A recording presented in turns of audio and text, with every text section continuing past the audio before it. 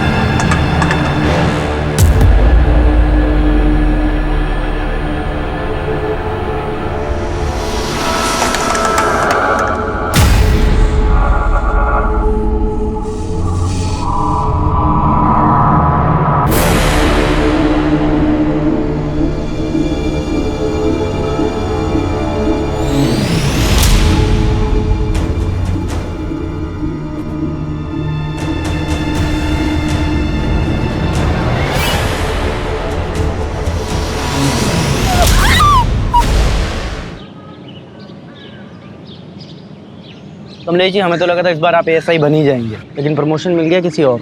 अरे भाई, जब हम पुलिस में भर्ती हुए थे ना, तभी हमको पता चल गया था ये पुलिस की नौकरी मतलब थैंकलेस काम है।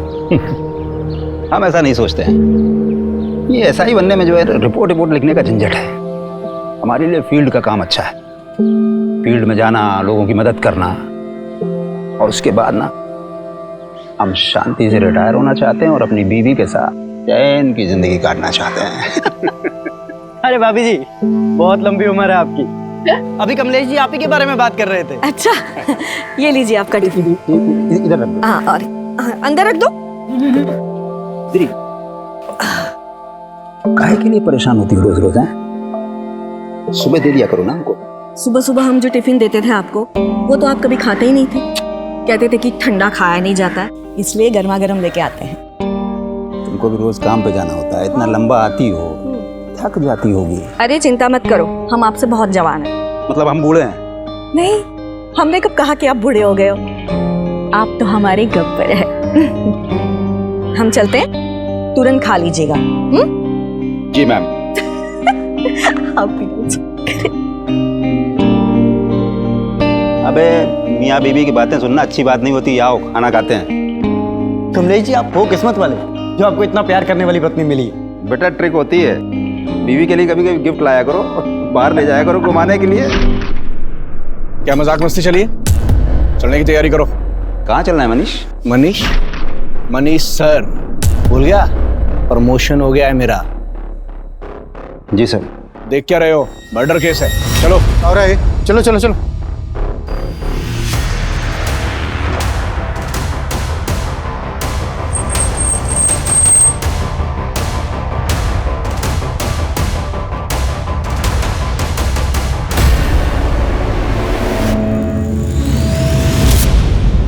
सर, लड़की पर पत्थर से वार करके मारा गया है। वो तो देख के पता ही चल रहा है। और तुम यहाँ क्या कर रहे हो? इधर उधर देखो, कुछ मिलता है तो जाओ।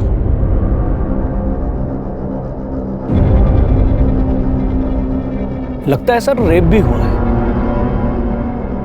वो तो पता चल ही रहा है, कपड़े फटे हुए हैं इसके। जी सर, मैं इधर देखता हूँ कुछ और। सर, आसपास कुछ भी काम का नहीं मिला है सर। सर जारी रखो और लड़की की पहचान जल्द से जल्द करने की कोशिश करो। सबके काम में डिसाइड करूं या फिर आपस में डिवाइड कर लोगे? हो जाएगा सर। गुड। और ये अपनी पर्सनल खर्च ना साइड में रखो, क्राइम की संजीदगी को समझो। Okay?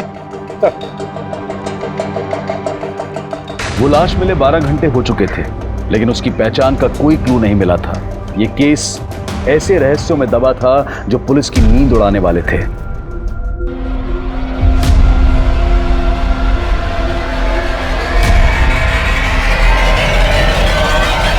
Rarest of the rare rape case है सर। इसका न सिर्फ रेप किया गया है बल्कि ब्रूटली टॉर्चर भी किया गया इसको। इसकी लेफ्ट हैंड की ये चारों उंगलियां फ्रैक्चर, गले पर बाइट मार्क्स हैं दोनों तरफ, और वैसे ही बाइट मार्क्स उसके चेस्ट पर भी हैं। शरीर को बुरी तरह से नोचा खरोचा गया है। गैंग रेप है डॉक्टर? नहीं सर, इसके शरीर से सिर्फ एक ही आदमी का डीएनए मिला है।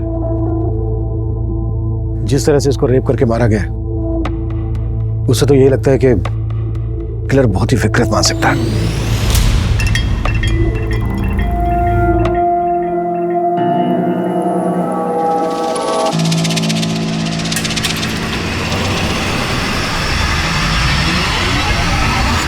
कौन है? डर गई क्या? हाँ? तुम पी के आए हो? अरे मैंने तो सोचा था तुम ड्यूटी पर हो गया, आज से नाइट शिफ्ट थी ना तुम्हारी। मेरे पीछे आशी करने से बाज नहीं आते तुम। तो तुम यही चेक करने के लिए आज रात ऑफिस ही नहीं गई? हाँ, मुझे तुम्हारी तरह जासूसी करने का कोई शौक नहीं है। अरे नाराज हो? बोला ना, पीने के बाद मुझे छुआ मत करो।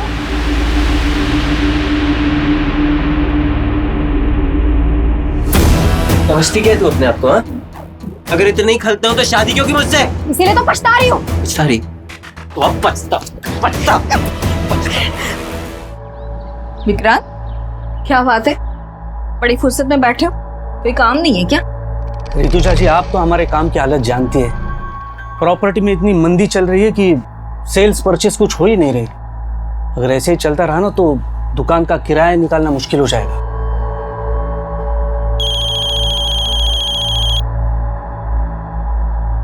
हेलो मैम, आप मेरी हेल्प करने के लिए जल्दी से आ जाइए। वो मुझे परेशान करने फिर से आ गया है। तुम रो मत, मैं आ रही हूँ।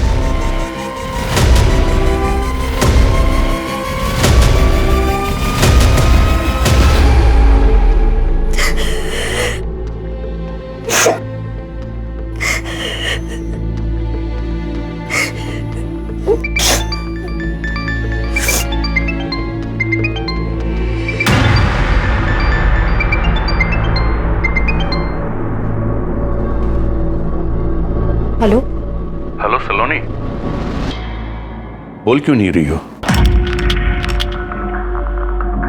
पैसों का इंतजाम नहीं हुआ क्या?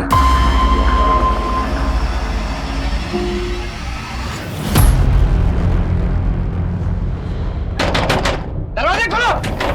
दरवाजा खोलो! विजेता, हम हैं। ऋतु जा, खोलो। बेटा, मैं आ रही हूँ। नाटक मत कर, समझी ना? अब भी तुम्हें एक घर को छोड़कर जाना पड़ेगा। अरे ऐसा कैसे घर छोड़ना पड़ेगा? ये सारी गलती आपकी है। हमारी? जी। अरे ब्रोकरेज के लालच में आकर आप ऐसी किराया दर दी हमको, जिसका रेप हो चुका था। इस लड़की का रेप हुआ है तो इसमें इस बेचारी का क्या दोष? एक बात कान खोलकर सुन लीजिए, एग्रीमेंट के लॉकिंग टाइम तक आपने इसको जरा भी परेशान किया ना, अंदर करवा दूंगी। सर, मैंने केस सेक्स ऑफेंडर्स को राउंड अप किया है। सबका रिमांड चालू है, लेकिन किसी ने मुंह नहीं खोला है। जब तक इस लड़की की पहचान नहीं पता चल जाती तब तक ये केस आगे नहीं बढ़ पाएगा। सर, मैंने भी आसपास के थानों में पता किया, कहीं किसी लड़की की मिसिंग की कंप्लेंट नहीं हुई। तो हाथ पे हाथ रख के बैठ जाओ। नहीं सर, मैं सर्चिंग चालू है। सर, मैंने कमलेश को सुपरवाइज करने के लिए कहा, लेकिन उसने कोई अपडेट ही नहीं दिया। अगर वो अपडेट नहीं देगा तो तुम फोन करके उससे नहीं पूछोगे? नहीं सर, मैंने उसको फोन किया था, लेकिन सर उसने उठाया नहीं। हाँ कमलेश, बोलो। सर, मेघनगर के किराने वाले ने उस लड़की का फोटो आइडेंटिफाई किया है। वो लड़की उसी की दुकान से राशन खरीदती और पास में ही अपने पति के साथ किराए पर रहती है। हम वहीं जा रहे हैं सर। तुरंत एड्रेस भेजो, हम भी वहीं पहुंचते हैं। किशोर, गाड़ी निकलो। मनीष, जिन लोगों को राउंड अप किया है उगलवाओ उनसे।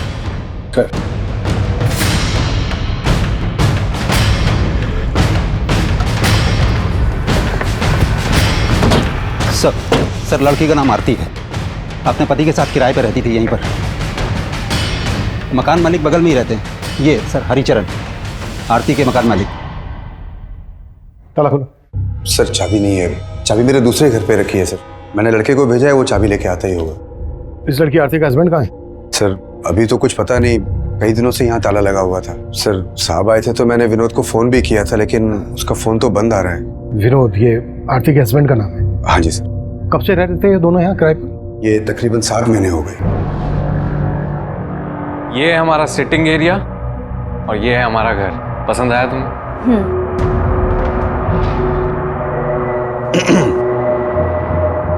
ये घर के एग्रीमेंट पेपर्स है, साइन कर लें। विनोद की पत्नी का इतनी बुरी तरह से रेप हुआ है, मर्डर हुआ है। विनोद गायब कहाँ है? उसका तो मुझे कोई आइडिया नहीं है सर। काम क्या करता था विनोद? विनोद कहता तो था कि मैं जॉब ढूंढ रहा हूँ, लेकिन वो दोनों बहुत ठाठ से रहते थे सर। देख करके कभी ऐसा लगा नहीं कि उनको कोई पैसों की कमी हो। आरती जल्दी करो, मूवी शुरू हो जाएगी। हमेशा लेट।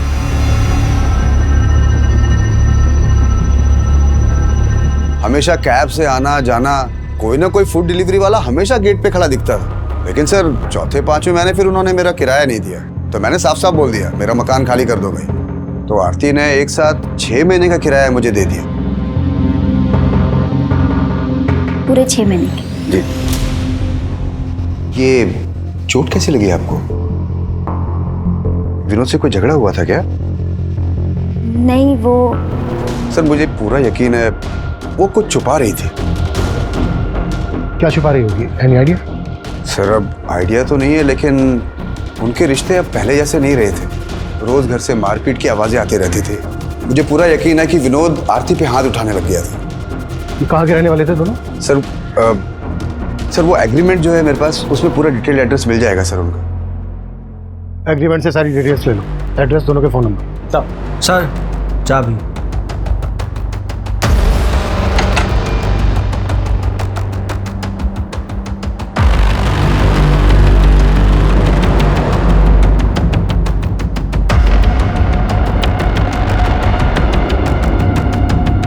पूरे घर की तलाशी लो, कुछ भी छूटना नहीं चाहिए।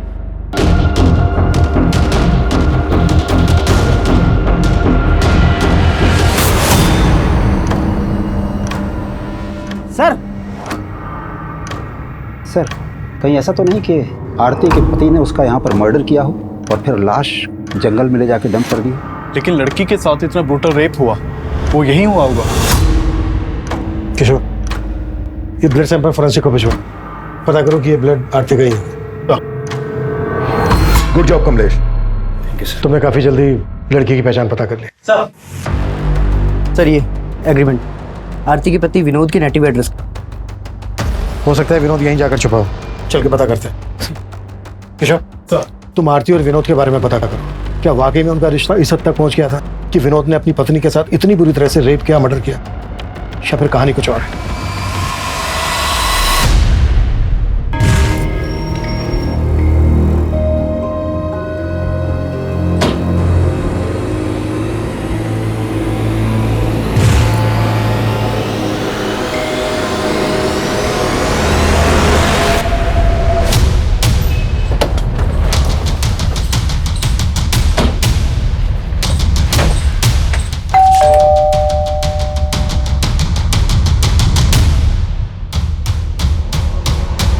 विनोद कहाँ है? हाँ विनोद, क्या लगता है तुम्हारा? वो मेरा बेटा है साहब, पर अब वो यहाँ नहीं रहता। लेकिन आप लोग यहाँ किस लिए आए हो? तुम तो ऐसे पूछ रहे हो जैसे तुम्हें कुछ मालूम नहीं है। मेघनगर में विनोद की पत्नी आरती की लाश मिली है हमें, बुरी तरह से रेप हुआ है, उसका मर्डर हुआ है, और विनोद गायब है। कहाँ छिपा है वो? साहब हमको इस बारे में कुछ नहीं मालूम, और हम तो वैसे भी 7 महीने से विनोद से नहीं मिले।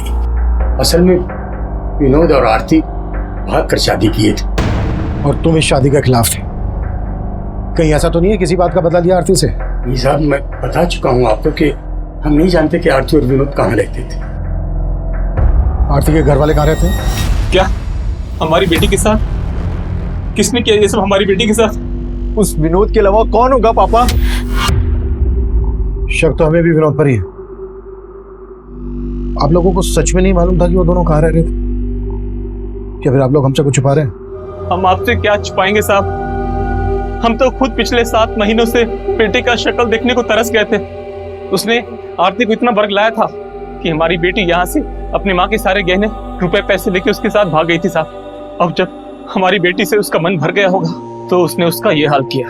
हमें उस पर पहले से शक था साहब, वो सही आदमी नहीं था, लेकिन आरती नहीं मानी, वो हम सबको छोड़ के चली गई साहब।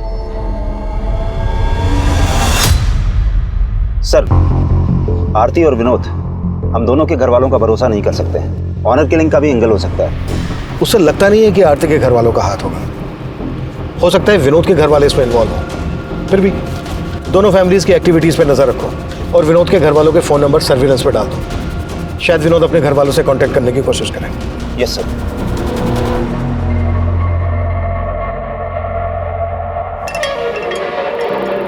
आकाश, ये तुमने ठीक नहीं किया। मुझसे बिना पूछे मेरी 7 लाख की एफडी तोड़वा दी। अकाउंट हम दोनों के नाम से था, उसमें मेरे भी पैसे थे। तुम्हारे सिर्फ 1.5 लाख रुपए थे। मुझे मेरे पैसे वापस चाहिए। वो पैसे मैंने इन्वेस्ट कर दिए। क्या? मुझसे बिना पूछे मेरे पैसे इन्वेस्ट कर दिए? तो तुम मुझसे सब कुछ पूछ कर करती हो क्या? मुझे तुमसे बहस करने की जरूरत नहीं है, मुझे मेरे पैसे वापस चाहिए तुरंत। मैंने बोला ना तुमसे, वो पैसे मैंने इन्वेस्ट कर दिए हैं। कहाँ इन्वेस्ट कर दिए पैसे?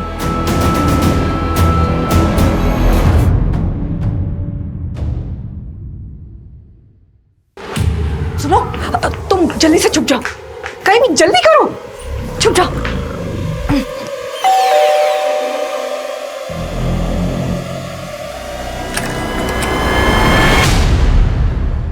ऋतुजा, मुझे दोबारा से जाना है, जल्दी से कुछ खाने को दे दो। अरे अभी तो आए और अभी जाने की बात कर रहे हो? अरे एक केस के सिलसिले में जाना है, मुश्किल केस है थोड़ा सा, अगर ध्यान नहीं दिया तो कोई बेगुनाह फंस सकता है।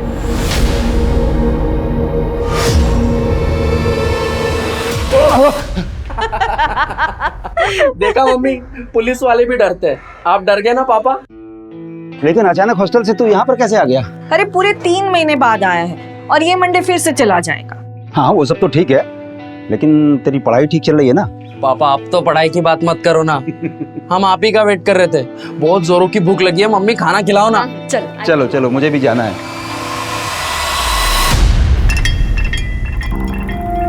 तो तुम मेरा पीछा कर रहे हो? सलोनी, तो मेरी बात सुनो सलोनी, मैंने कुछ ज्यादा ही गुस्से में बात करी। घर चलो आराम से, मैं तुमको एफडी के बारे में सब बता। तुमसे बात ही नहीं करनी है। अरे मेरी चलो। सर, आरती का फोन 7 सितंबर की रात करीब 10 बजे मेघनगर में बंद हुआ था और वहीं हमें आरती की लाश मिली थी। पोस्टमार्टम रिपोर्ट के मुताबिक कोई 10 बजे के आसपास आरती का मर्डर हुआ था। उस वक्त विनोद का फोन कहाँ एक्टिव था? सर, विनोद का फोन उस वक्त उसके घर वाले एरिया में एक्टिव था। विनोद का फोन 8 सितंबर की रात को बंद हुआ था। 8 सितंबर की रात को, यानी आरती के मर्डर के लगभग 24 घंटे बाद तक विनोद का फोन एक्टिव था। हाँ सर, मैंने आरती और विनोद दोनों के कॉल रिकॉर्ड्स चेक किए, उसमें एक कॉमन नंबर मिला है। किसका नंबर है? सर, वो इस सिकंदर नाम के आदमी का नंबर है। आरती और विनोद दोनों की से बातचीत होती थी। सर, सिकंदर ने ही आरती को आखिरी बार कॉल किया था और हत्या वाली रात क्राइम सीन पे इसका नंबर भी एक्टिव था।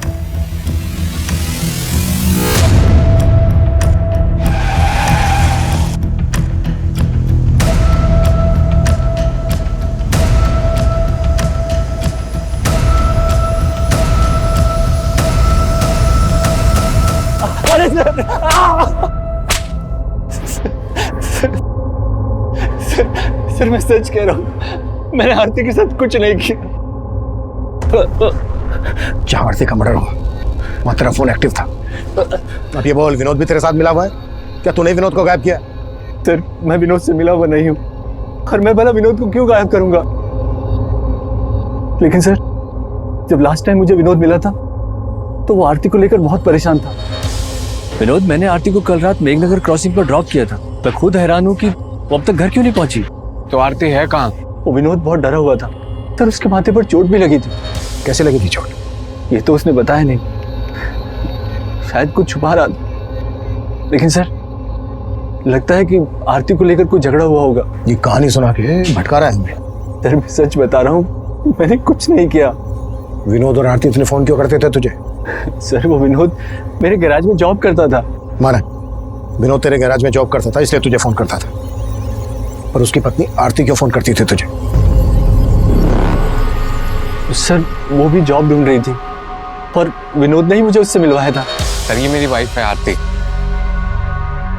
ये भी जॉब करना चाहती है। आपके तो बहुत सारे कॉन्टेक्ट्स हैं ना, इसको भी कहीं पे जॉब पे लगवा दीजिए ना। वो आरती के लिए जॉब ढूंढ रहा था या फिर तेरी बुरी नजर थी उस पर? क्या किया तूने उसके साथ? सर मेरा विश्वास कीजिए, मैंने आरती के साथ कुछ नहीं किया। उस रात भी वो मुझे रास्ते पर मिल गई थी। वो घर जाने के लिए ऑटो ढूंढ रही थी तो मैंने उसे मेघनगर क्रॉसिंग पर ड्रॉप किया था। आई एम सो सॉरी आरती, मैं थोड़ा जल्दी में हूँ, मुझे सीधे निकलना है, वरना तुम्हें घर तक छोड़ दूँ। इट्स ओके सर, कोई बात नहीं। बाय।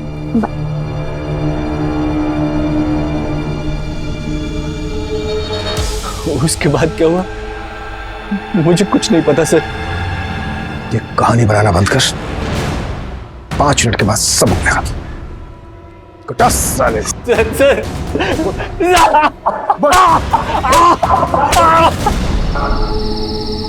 Auto auto.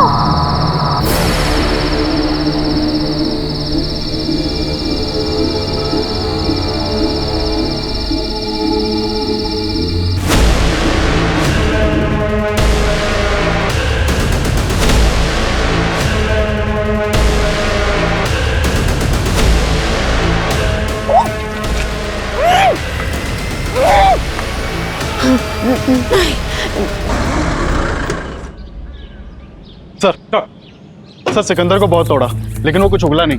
डीएनए लो। और आरती की बॉडी से जो मेरे रेपिस्ट का डीएनए मिला, मैच करो। सर विनोद पर क्या लीड है? सर उसके फादर का फोन सर्विलेंस पे, लेकिन कुछ भी सस्पिशियस नहीं मिला।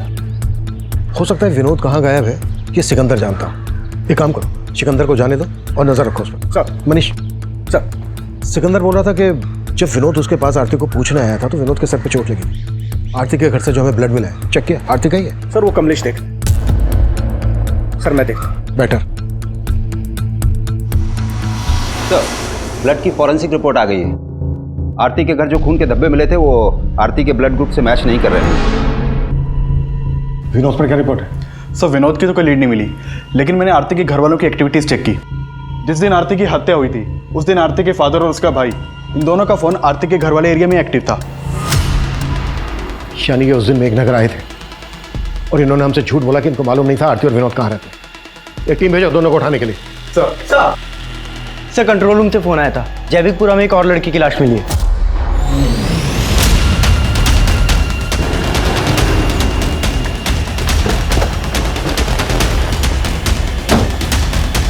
पीछे हो जाओ। सलोनी की लाश को देखते ही पुलिस को लगा था कि शायद सलोनी की हत्या आरती की हत्या की मोडस ऑपरेंडी इस्तेमाल करके की गई है।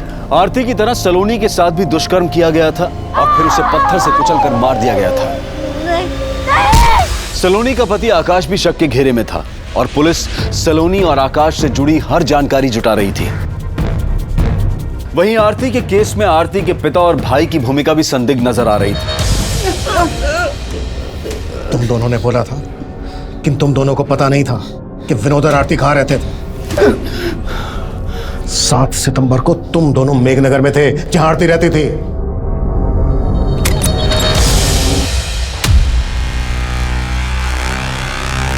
अंदर देखो। आरती, आरती। पापा अंदर भी नहीं है आरती। कहाँ है आरती? आरती नहीं है यहाँ पापा। पापा इससे जारी जोड़ेगा? मार के खत्म कर देंगे। मार देंगे। मार।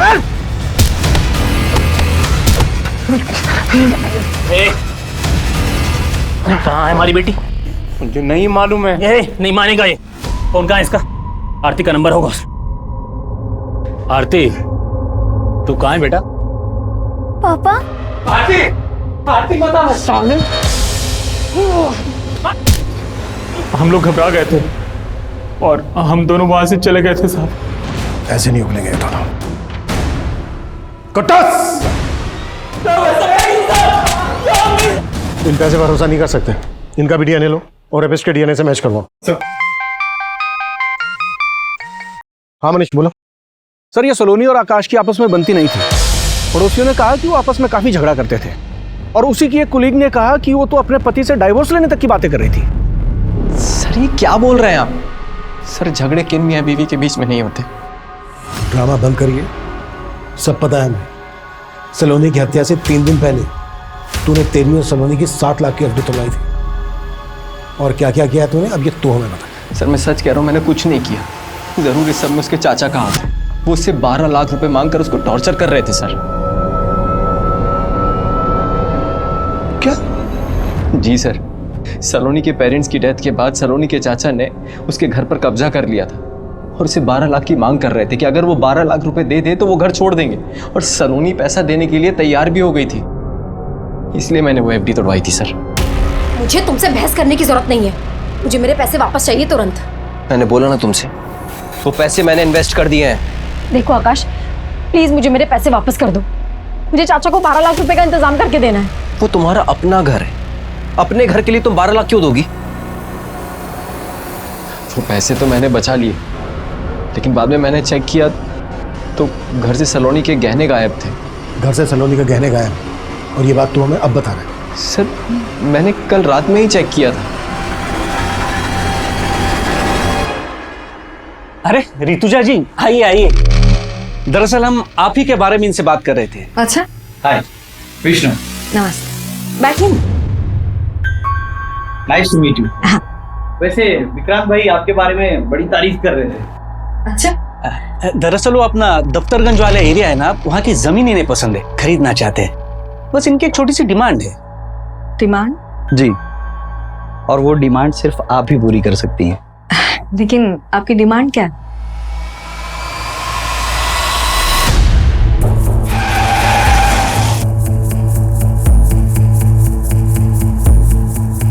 सर, ये सलोनी का पति ना बकवास बातें कर रहा है। लेकिन ये घर तो सलोनी के पिता के नाम पे था ना, तो उनके मरने के बाद लीगली ये घर सलोनी का होगा। आप यहाँ क्या कर रहे हैं? मैं यहाँ क्या कर रहा हूँ? अरे हम यहाँ पे रह रहे हैं, इसका मतलब ये नहीं है कि हमने कब्जा कर लिया है। लेकिन सलोनी के ना रहने से कब्जा तो आप ही का होगा ना। सर, आपके कहने का मतलब क्या है कि हमने सलोनी का हत्या करवा दिया? ऐसा हो भी सकता है। वैसे सलोनी से 12 लाख किस बात के मांग रहे थे आप? सर, सलोनी के पिता की तबीयत हमेशा खराब रहती थी और उनकी बीमारी का सारा खर्च हमने उठाया था, और इसीलिए मैं सलोनी को बार बार फोन करके ये बताया करता था कि मेरे 12 लाख मुझे लौटा दो और ये घर का कब्जा ले लो, और वो तैयार भी थी मुझे पैसे देने के लिए। लेकिन उसका पति ना, मैं जानता हूं, वही उलूल जुलूल की बातें आप लोगों के कान में फूंक रहा है। उसका हिसाब हम कर लेंगे। आपको हमारे साथ चलना होगा, आपका भी डीएनए होना है। मेरा? सर, सलोनी का पोस्टमार्टम रिपोर्ट मैंने बहुत ही क्लोजली एग्जामिन किया है, और आरती और सलोनी के दोनों की हत्या में एक ही जैसी सिमिलैरिटीज हैं। जैसे सर पे पत्थर मार करके इनकी हत्या की गई, उसके अलावा लेफ्ट हैंड की चारों उंगलियां फ्रैक्चर, और फिर ये गर्दन पर बाइट मार्क्स। डॉक्टर, सलोनी की बॉडी पे जो रेपिस्ट का डीएनए मिला है, वो डीएनए आरती की बॉडी पे मिले डीएनए से मैच करता है क्या? सर, वो तो डीएनए रिपोर्ट आने के बाद ही क्लियर हो पाएगी। और मेरा मानना है सर कि दोनों का रेपिस्ट और कातिल एक ही आदमी है। वो इसलिए क्योंकि अगर आप गौर से देखें तो इन दोनों के गर्दन पे जो ये बाइट मार्क्स हैं बिल्कुल एक जैसे हैं। इसका मतलब आरती के रेप और मर्डर के लिए हम जिन लोगों पर शक कर रहे हैं वही सलोनी के रेप और मर्डर के सस्पेक्ट है।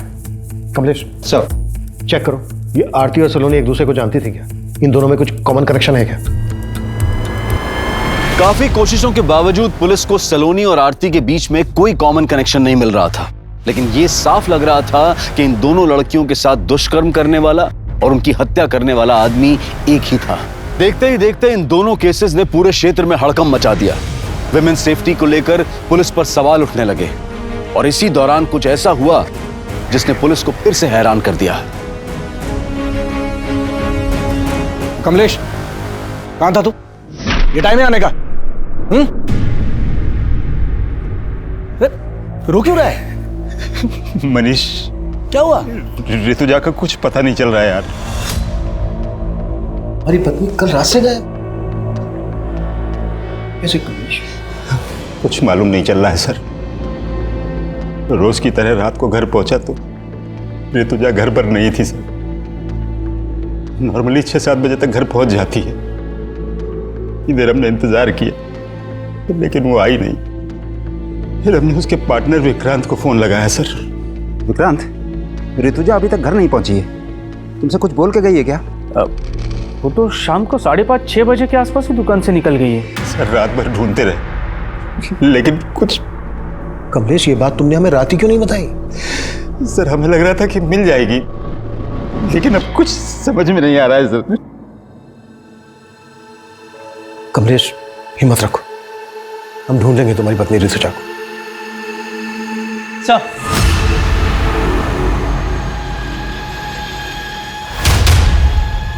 हामिद बोलो। हाँ सर, वो आरती के पति विनोद का फोन कानपुर में ऑन हुआ था। कानपुर पुलिस से कांटेक्ट करो, इसकी अपडेट दो, शायद वहां से हमें कोई लीड मिल जाए। सर,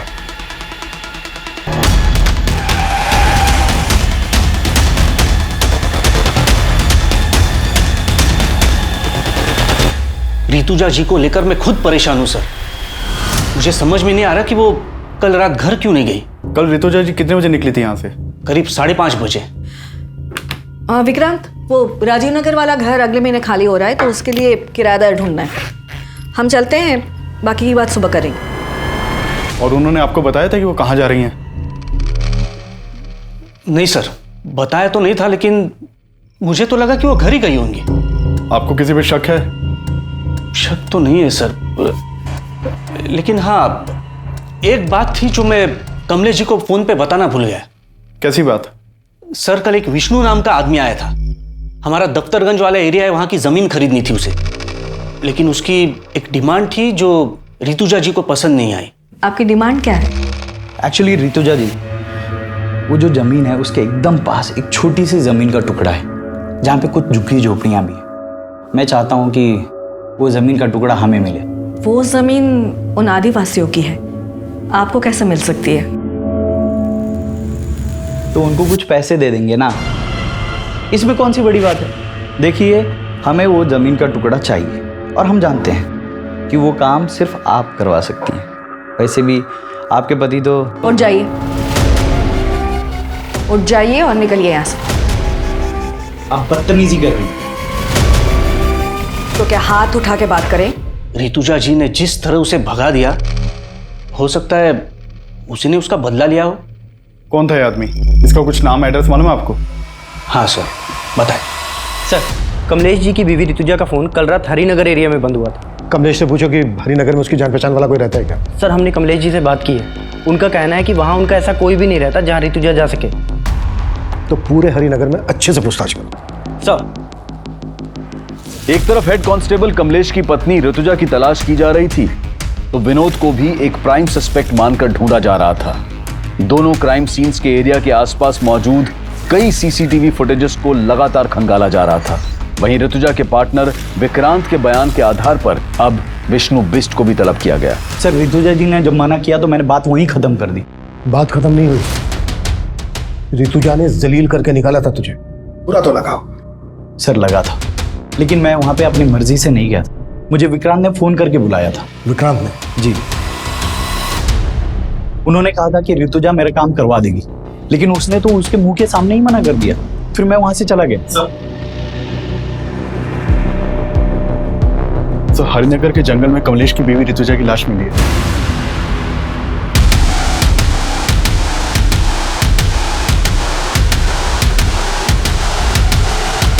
पीछे।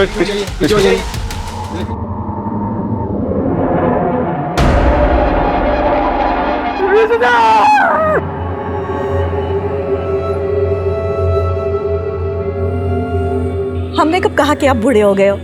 आप तो हमारे गब्बर है। Sir, hello. ठीक है सर, विनोद कानपुर में पकड़ा गया है।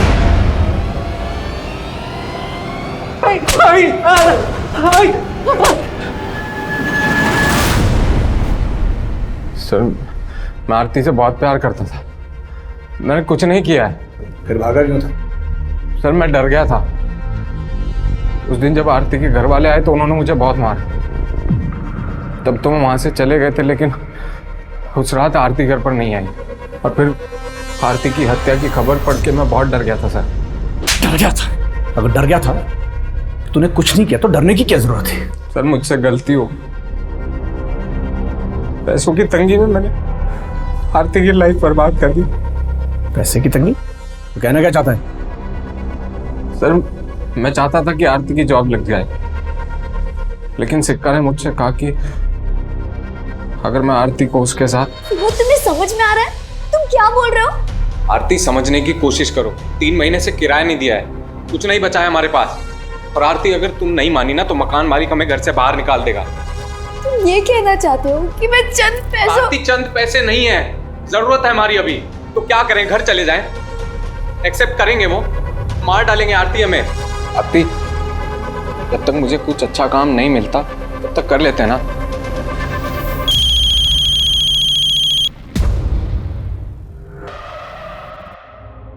हेलो आरती, तू कहाँ है बेटा? पापा। आरती, आरती बता साले।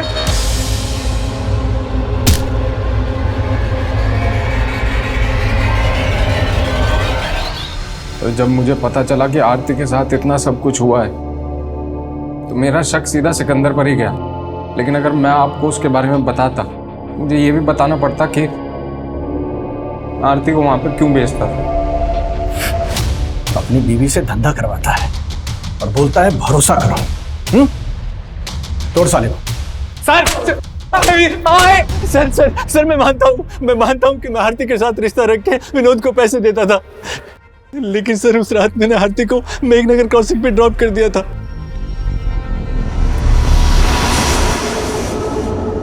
उसके बाद आरती के साथ क्या हुआ मुझे सच में कुछ नहीं मालूम सर। आरती के अलावा और किन किन लड़कियों के साथ रिश्ता है तुम्हारा?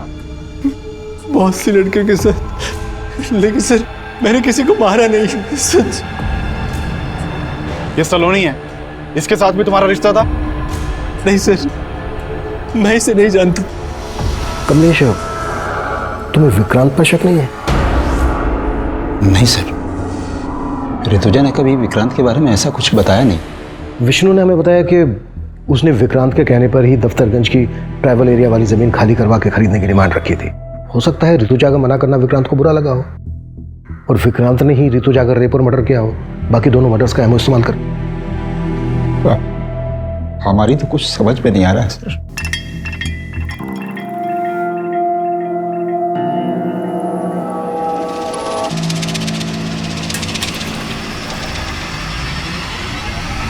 सर मैंने दोनों क्राइम सीन के आसपास की सीसीटीवी फुटेज चेक की, उसमें एक कॉमन आदमी नजर आया है। ये देखिए सर, ये आदमी मेघनगर में आरती के पीछे जाता हुआ दिख रहा है और जैविकपुरा में सलोनी के पीछे। है कौन ये आदमी? सर खबरियों से पता लगवाया मैंने, ये एक चरसी है, नशे के लिए चोरी लूट करता है, हमने इसे उठवा लिया है। सर मैंने किसी को नहीं मारा सर। सर मामूली सा चोर हूँ सर, रेप नहीं किया सर मैंने। सर मैंने कुछ नहीं किया सर। कुट्टो। सर नहीं। सर वो चरसी भी कुछ नहीं उगल रहा है। उसका वीडियो ले लो और ऋतुजा के मर्डर के दौरान कमलेश की एक एक एक्टिविटीज चेक करो। सर। किशोर, तीनों विक्टिम्स का कातिल अभी तक पकड़ा नहीं गया है। वो जल्द से जल्द हमारी गिरफ्त में होना चाहिए, इससे पहले कि वो किसी और को अपना शिकार बनाए।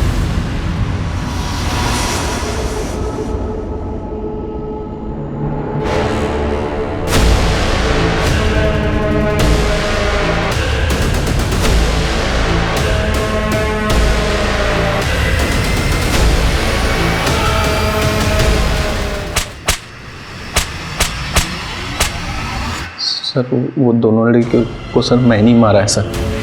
लेकिन तीसरा मर्डर मैंने नहीं किया सर। सर नशा करने के बाद मुझे पता नहीं चलता है सर मैं क्या कर रहा हूँ क्या नहीं कर रहा। कुत्ता साले। नहीं सर। सर आप कहना क्या चाहते हैं? हमने वो मर्डर? हाँ यही कह रहा हूं मैं, वो मर्डर तुम ही ने किया। सर ऋतुजा हमारी बीवी थी, आप जैसा सोच रहे हैं वो गलत है। पिछले 25 सालों से पुलिस की नौकरी कर रहे हैं, आज तक वर्दी पर दाग नहीं आने दिया है। कमलेश ये किताबी बातें बंद करो। तो आप भी फैक्ट रखिए ना सर। हमें फंसाने की साजिश हो रही है सर। कैसे साजिश? जो भी कहना चाह रहे हो खुल के बोलो। हम कुछ नहीं कहना चाहते सर। अगर आपको लगता है कि हम कातिल हैं तो प्रूव करके दिखाइए।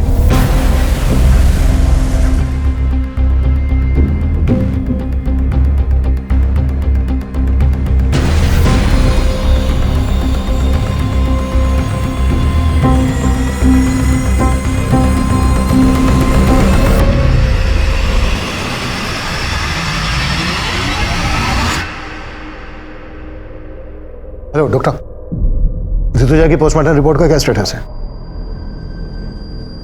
Are you sure doctor?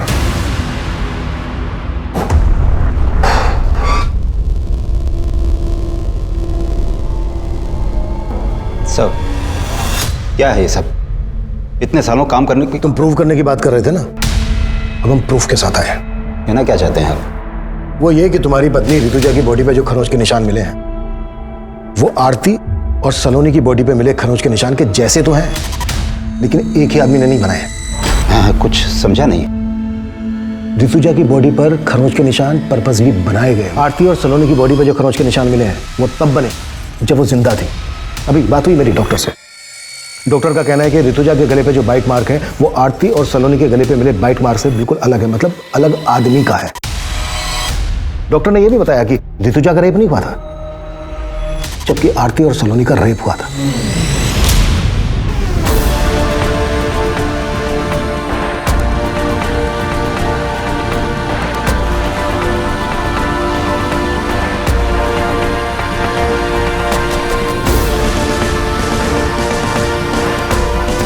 आरती और सलोनी के केस का एमओ ऋतुजा के मर्डर करने के लिए इस्तेमाल किया गया है।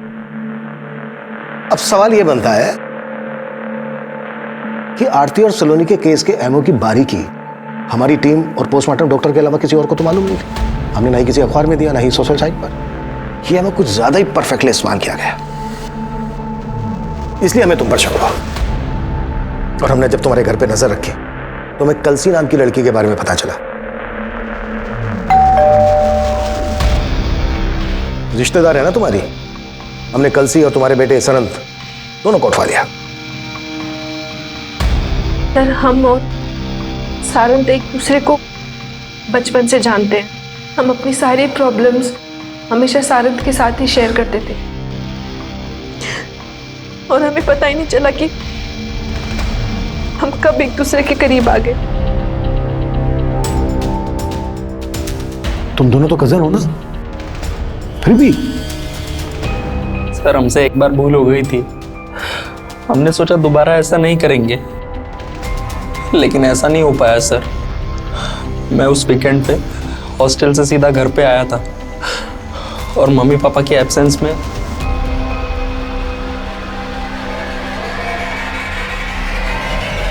सारंग, बेशरम, शर्म नहीं आई तुझे?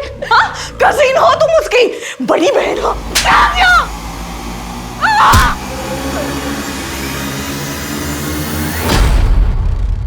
हम डर गए थे सर, और पापा को बताने के अलावा हमारे पास और कोई चारा नहीं था। हमने पापा को कॉल किया सर। हेलो पापा। क्या हुआ मम्मी को? पापा, मम्मी। ऋतुजा, क्या हुआ है? सच सच बताओ क्या हुआ है? दोनों लोग तुम सच सच बताओ क्या हुआ है? क्या हुआ है? मुझे माफ कर दो पापा। सर, हम अपने बेटे को बचाना नहीं चाहते थे, लेकिन उसको गिड़गिड़ाते देख हमारा मन पसीज गया।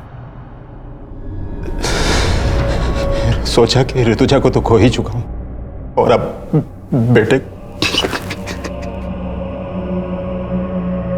हम मानते हैं कि हम अपने फर्ज से डगमगा गए थे सर, पर हम बेबस थे साहब। आरती और सलोनी वो बेबस पीड़िताएं थीं जिनके अपनों ने कभी उनका साथ नहीं दिया। लेकिन कमलेश जिस बेबसी से लड़ रहा था, उस बेबसी में शायद कोई भी अपने फर्ज से डगमगा सकता था। लेकिन ऐसी स्थिति में जब सही और गलत का तराजू हमें ऐसे असमंजस में डाल रहा हो, तो हमारे फैसले का पलड़ा सच और सही की तरफ झुकना चाहिए। क्योंकि झूठ और गलत को जितना भी छिपाने की कोशिश की जाए, वो एक ना एक दिन सामने आ ही जाएगा। देखते हैं हमारे आज के एपिसोड की दूसरी कहानी। देश को आजाद हुए 73 साल हो गए, लेकिन फिर भी रोज सुबह अखबारों में महिलाओं से जुड़े अपराध की डरावनी और चौंकाने वाली खबरें पढ़ने को मिलती हैं। लड़कियां अपने हक, अपनी आजादी की लड़ाई देश की आजादी के बाद भी लड़ रही हैं। जैसे जंगल में अपने शिकार को दबोचने के लिए जंगली जानवर उसके पीछे भागते हैं, कुछ वैसा ही दृश्य था यहाँ। आखिर कौन थी ये लड़की और कौन थे वो लोग, और क्यों उन्होंने इस लड़की को इतनी बेरहम मौत दी? इसके पीछे का सच और हमारे समाज की मानसिकता को समझने के लिए हमें 2 साल पीछे जाना होगा। ये कहानी है 2 बहनों की, प्रिया और चित्रा।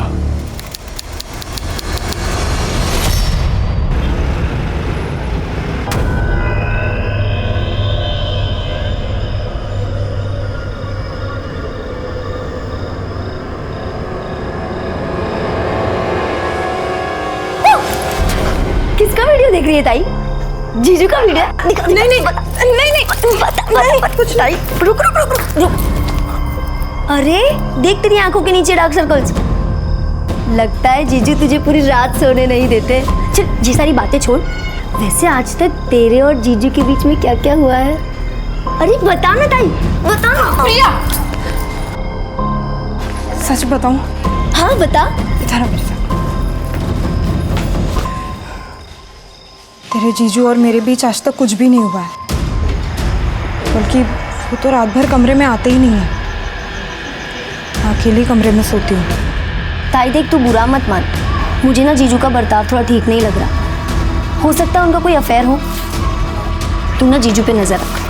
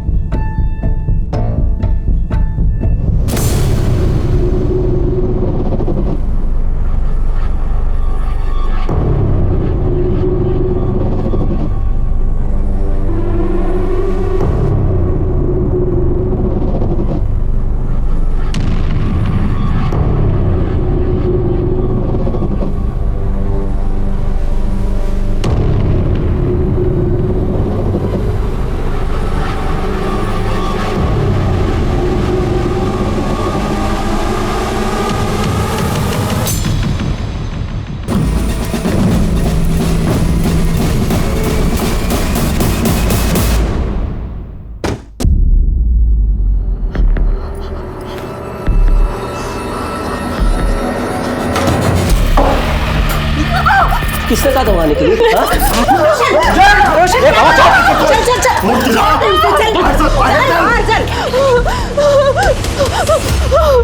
शांत हो शांत हो. आता सांग काय झालंय? क्यों मार रहा था बहू को? बाबा तुम्ही मध्ये पडू नका, ये हमारे पति पत्नी के बीच की बात है. रोशन, मैंने कहा था ना आपसे, उस लड़की में जरूर कुछ खोट है. जब चाहो मंदिर में बैठी रहती है, बड़बड़ाती रहती है. उसके आस पड़ोस के लोग भी उसके बारे में अच्छी बातें नहीं करते हैं. उसको कैसे आपने पसंद किया, देवत जाने बाबा. रुक्मिणी,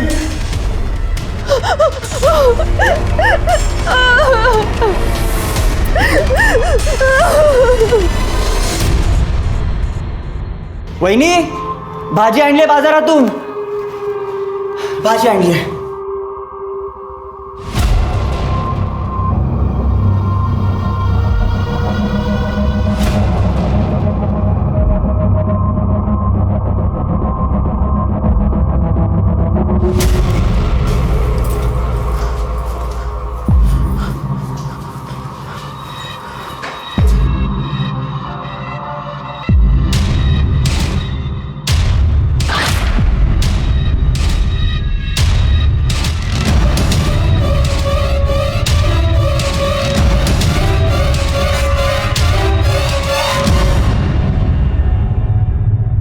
तुला काय वाटलं? तू यहाँ कुछ भी करेगी और हम देखते रहेंगे? सच सच बता, क्या कर रही थी, वरना पूरे गांव को बता दूंगी मैं. हमारे यहाँ चुड़ैल को जला देते हैं. ठीक है, जला दीजिए मुझे. आपको क्या लगता है, अगर आप पूरे गांव को बता देंगी तो मैं नहीं बता सकती कि आपका बेटा रात को उस कमरे में क्या करता है?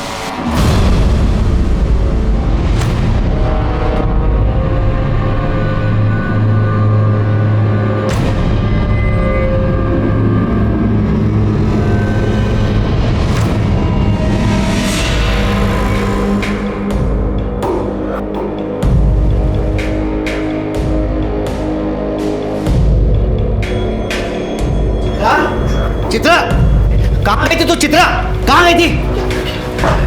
शमशान में. तुझे अगर किसी ने ऐसा देख लिया ना तो लोग क्या करेंगे? कल इसके ससुराल वाले इसे ले जाने आएंगे, तब क्या करेंगे हम लोग? बाबा मैं कहीं नहीं जाऊंगी, यहीं रहूंगी. बेटा मेरी बात सुन, ऐक माझं बेटा. किसी को नहीं छोड़ूंगी, सबको सबक सिखाऊंगी. क्या कर रहे हो आप? मगासपासून बोलतो, तुला कळत नहीं का? तेरी शादी में कितना खर्चा हुआ मालूम है तुझे? दहेज में कितना पैसा दिया मालूम है तुझे को? मेरे सर पर कितना कर्जा हुआ है, कम से कम इस बात का तो लिहाज कर. सुन, प्रिया की शादी होनी है. अगर तू ऐसा करेंगी तो उसकी शादी कैसे हो पाएगी? आप दोनों समझ क्यों नहीं रहे हो? नहीं जाना मुझे वहाँ. वो रोशन बिल्कुल अच्छा लड़का नहीं है. मैं खुश नहीं हूँ वहाँ. मैं नहीं जाऊंगी. चित्रा, चित्रा, आओ. वो कृष्णा जी और रुक्मिणी जी को बुला लो. हो, आता तेच केलं पाहिजे, कारण चित्रा काय ऐकत नाही आपलं.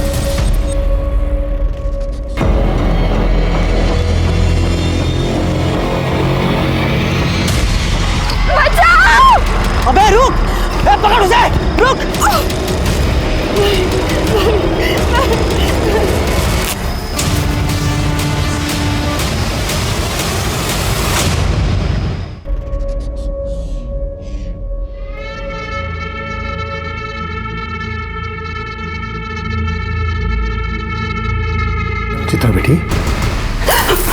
चित्रा बेटा मेरी बात सुनो, अब गुस्सा छोड़ दो।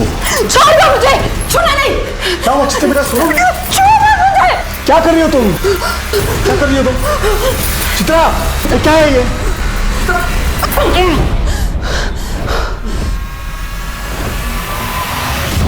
भाऊ हमने चित्रा को समझाने की लाख कोशिश की, लेकिन वो हमारी बात सुन ही नहीं रही है। वो आपके घर आने के लिए राजी नहीं है। काय कर ऐसा था? मैं सब समझती हूँ, ये सब मिले हुए हैं, मिली भगत है इनकी, ताकि समाज में हमारे खानदान की नाक कट जाए। लोग तो बोलेंगे ना, देखो देखो इनकी बहू भाग गई, इनके बेटे में ही खोट है। नहीं नहीं चाहिए, ऐसी कोई बात नहीं है। हाँ हाँ, अगर ऐसा कुछ नहीं है तो गांव के सामने बता दो चित्रा तंत्र विद्या करती है। नहीं नहीं चाहिए, वो कुछ तंत्र विद्या वगैरह करती नहीं है, वो पूजा करती है, कुछ गलत काम नहीं करती, और अब वो वापस जाने के लिए तैयार नहीं है। लड़की वापस नहीं जाएगी तो बदनामी तो होगी ना। भाऊ बदनामी का क्या, वो तो पहले ही हो चुकी है। एक और बेटी है, तिशा लग ना सका है, अब कौन करेगा उसके साथ शादी? एक रास्ता है दिनकर, तुम अपनी छोटी बेटी का ब्याह इनके बेटे रोशन से कर दो। लेकिन अरे लेकिन क्या, समझता हूँ शादी में कोई दहेज नहीं देना पड़ेगा। हाँ, और जो शादी में जो खर्चा लगेगा दोनों दिन बांट लेना।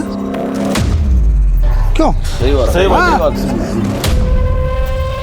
हो आम्हाला चालेल। ठीक आहे, जशी तुमची इच्छा। बस मानता हो गई।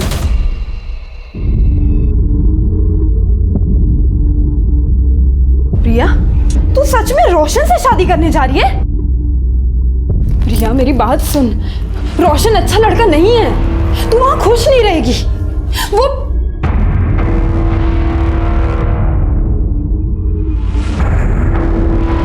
हाँ तो सही है। प्रिया, तूने उसकी बात नहीं सुनी ना, तो वो तुझे मारेगा, गाली देगा। ताई मैंने तय कर लिया है कि मैं रोशन से ही शादी करूँ।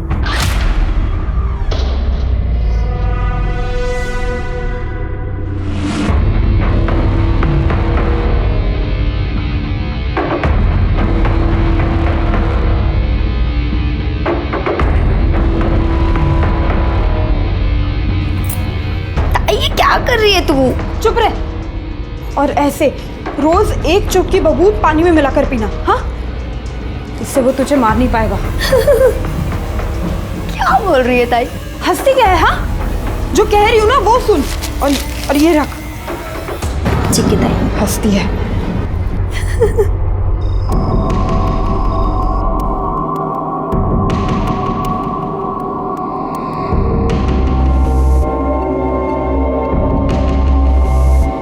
तुम्हारी बहन ने तुम्हें मेरे बारे में तो सब कुछ बता ही दिया होगा, और अगर नहीं बताया तो सुन लो, रात को जब तुम इस कमरे में सोने आओगी तो उसके बाद तुम इस कमरे से बाहर नहीं निकलोगी।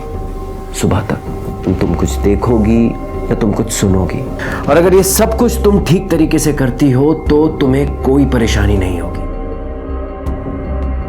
ये वादा है मेरा।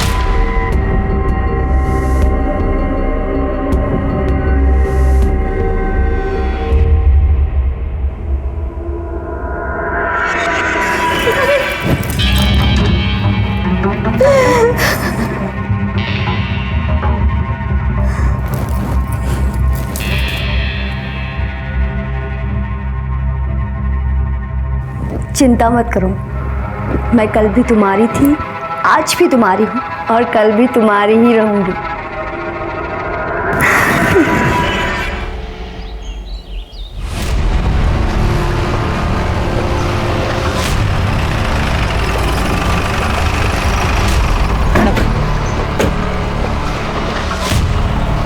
हटिए आप लोग, चलिए हटिए, चलिए चलिए दूर चलिए, चलिए साइड होइए, सबको पीछे करो।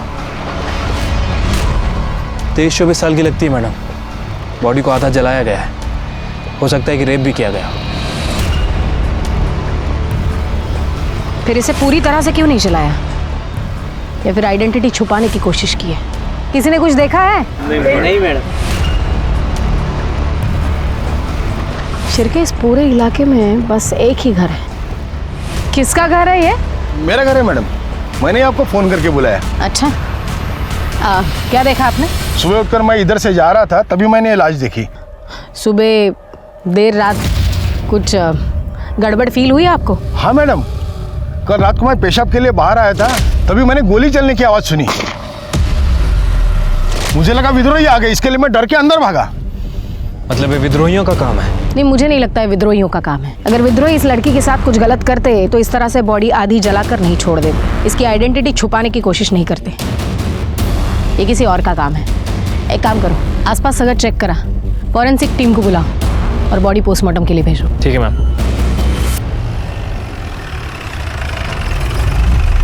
सर जवाब दीजिए। सर जवाब दीजिए।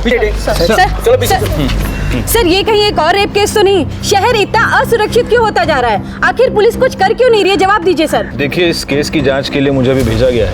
जांच होगी और जैसे हमें कुछ डिटेल्स पता चलेंगी हम आपके साथ शेयर करेंगे। सर, आपने कहा कि आप स्पेशली इस केस के लिए आए और आपके पास कोई डिटेल नहीं है।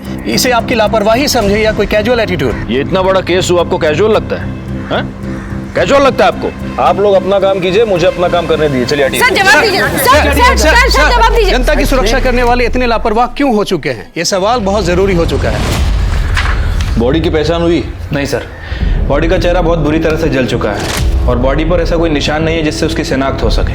लेकिन सर, आसपास के सभी पुलिस स्टेशन में मिसिंग की कंप्लेंट है या नहीं चेक करने के लिए मैंने शिंदे को भेजा है। वैसे जलाने के लिए इस्तेमाल क्या किया है, पेट्रोल या kerosene? I think petrol. Forensic report से कंफर्म हो जाएगा। मैं coming sir. Sir postmortem report आइए। सर रेप केस है, पहले रेप और फिर जलाया। विक्टिम की डेड बॉडी जली हुई पाई गई थी। मीडिया ने गैंग रेप का अंदाजा लगाया और इसका नतीजा ये हुआ कि ये केस देश भर के लोगों की निगाहों में आ गया और दिसंबर 2019 का ब्लैक हेडलाइन केस बन गया। जब तक इन दरिंदों को फांसी नहीं होती ना, तब तक कुछ नहीं बदलेगा। औरतें हैं ना, शहर में हो या गांव में, कहीं भी सुरक्षित नहीं है। खरच चिंता की बात तो है, लेकिन ये लड़की अपने गांव की तो नहीं है ना? नाही रे, अरे कशाला एवढा त्रास करून घेता? यहाँ सब कुशल मंगल है। गणपति बाप्पाचा आशीर्वाद आहे ना आपल्या पाठीशी। हमारी भाऊ बेटियों के साथ ऐसा अनर्थ नहीं होगा। पण जे झालंय ना ते भयानक झालंय। खून खोलता है ऐसी हैवानियत देखकर। लेकिन दादा, तू तो मिलिट्री में था ना? तेरी बेटियों के साथ अगर ऐसा हुआ था तो तू तो सीधा गोली मार देता ना, हो कि नहीं? ये पोस्टमार्टम रिपोर्ट मीडिया को लीक किसने की? विक्टिम का रेप करके उसे जलाया गया है, ये बात मीडिया को कैसे पता चली? आपको पता है हमारी एक गलती की वजह से मर्डरर हमारे रडार से हमेशा हमेशा के लिए दूर निकल जाएगा। काय शिर्के, बोला। सर, हमारी तरफ से इंफॉर्मेशन लीक होना इम्पॉसिबल है सर। तो फिर कैसे पता चला मीडिया को? मैं कमिंग सर। हाँ काय? सर पीएम रिपोर्ट डॉक्टर ने लिखी है, सभी चैनल पर इसी का ही इंटरव्यू चल रहा है। लाओ सर। जी बिल्कुल, एक लड़की के साथ सामूहिक बलात्कार हुआ है। 4 से 5 लड़के हो सकते हैं। फिर उस लड़की को अधमरी हालत में जलाया गया है। झूठ बोल रहा है ये डॉक्टर। डॉक्टर, मुझे लगता है ये केस बिल्कुल अलग है। ये आप कैसे कह सकते हैं? क्योंकि लड़की का रेप नहीं हुआ है। देखिए, आप मेरे तजुर्बे के साथ मेरे प्रोफेशन पर भी सवाल उठा रहे हैं इंस्पेक्टर साहब। बिल्कुल उठा रहा हूँ, क्योंकि तजुर्बा मेरा भी है और मेरा तजुर्बा ये कहता है कि लड़की का सिर्फ मर्डर हुआ है।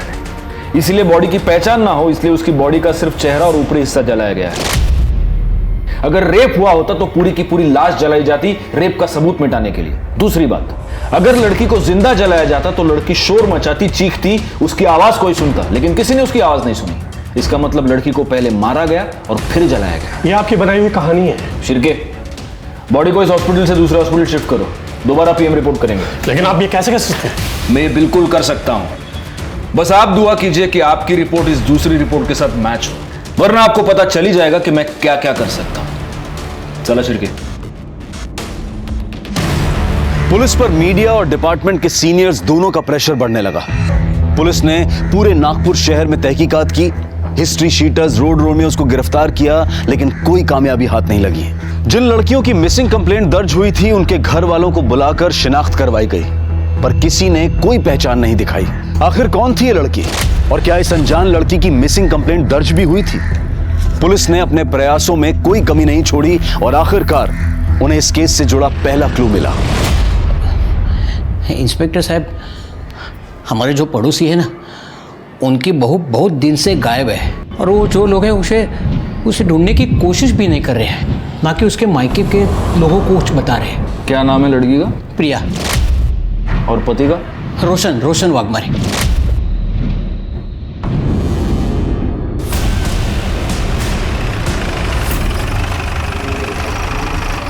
जो भी है वो सच सच बता दो। पुलिस को गुमराह करने की कोशिश मत करना, वरना हमारे पास बहुत तरीके हैं सच उगलवाने के जो आप सह नहीं पाओगे।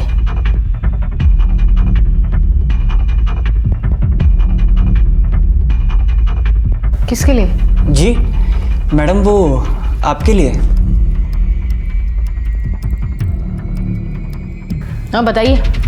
वो अपने बॉयफ्रेंड के साथ भाग गई। कब? और आपको कैसे पता वो बॉयफ्रेंड के साथ भाग गई? उस रात एक हॉर्न की आवाज़ सुन के मेरी नींद खुली। इतनी रात में कौन हॉर्न बजा रहा है ये देखने के लिए मैं खिड़की पे आया।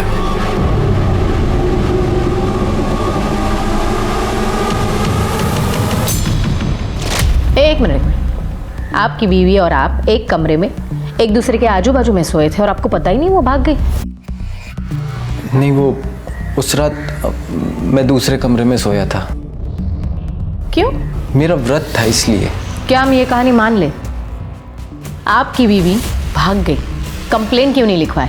वो कैसे बताते? बदनामी से किसे डर नहीं लगता है। और हमारी बहुतें उसके आशिक के साथ भाग गई, ये जानने के बाद तो गांव वाले हमारा जीना मुश्किल कर देते। आपको भी डर था बदनामी का? इज्जत कमाने में सालों लग जाते हैं।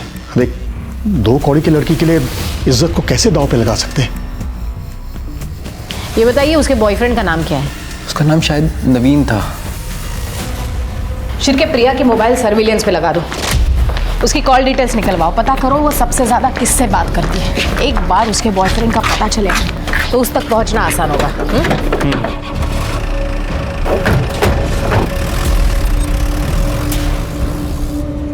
मैम मुझे लग रहा है कि हम गलत दिशा में जा रहे हैं। मुझे नहीं लगता। डेड बॉडी का और प्रिया का कुछ ना कुछ संबंध है।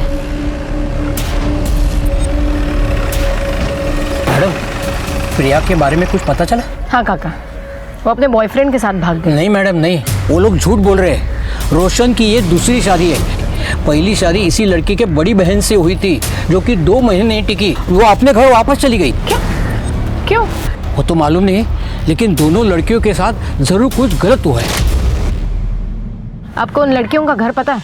हाँ, जो गलत है वो गलत ही है ना बेटा, रोक दे ये सब, नहीं तो तुम्हारे साथ साथ पूरा घर बर्बाद हो जाएगा। रोशन देखो, पुलिस घर के चौखट तक आ पहुंची है ना, बंद कर दे ये सब। अब मुश्किल है। अरे मैं तुम्हारे लिए दूसरी लड़की देखती हूँ। रोशन सुन, किस्मत से ज्यादा किसी को क्या मिला है मैडम? मेरी दोनों बेटियों की किस्मत ही खराब। ये सब उस रोशन की वजह से ही हुआ है। उसने और उसके परिवार ने मिलकर मेरी दोनों बेटियों की जिंदगी बर्बाद कर दी। मैडम मुझे ये बताइए, आपकी बेटी प्रिया, उसने भागने से पहले आपसे बात की थी?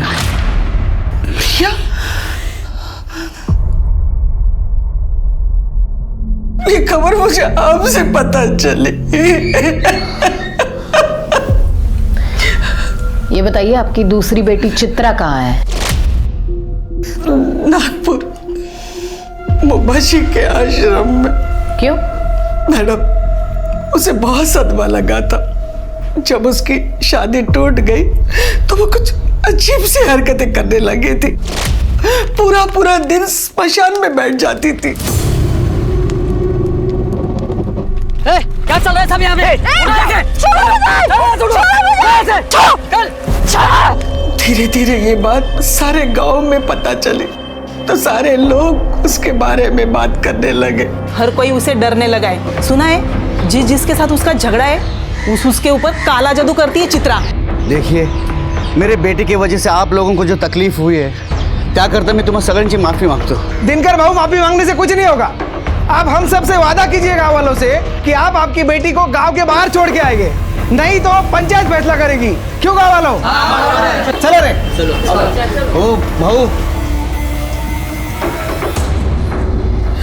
देवा, आता काय करायचं?